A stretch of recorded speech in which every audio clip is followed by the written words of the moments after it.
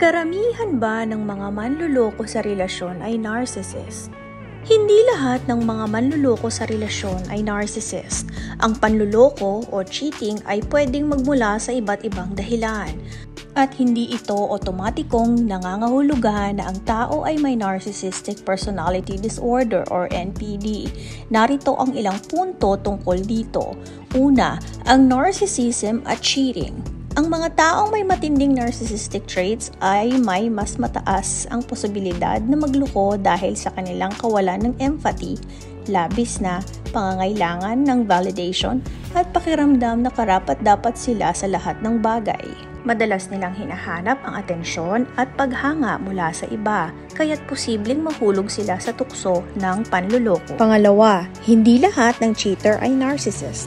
May mga tao na naloloko dahil sa emotional neglect, unresolved issue sa relasyon o personal insecurities, ngunit hindi sila lahat narcissist. Ang iba ay nagloloko dahil sa opportunity, pagka-bored o kakulangan ng self-control na walang kinalaman sa personality disorder. Pangatlo, cheating ay behavioral, hindi palaging personality-based.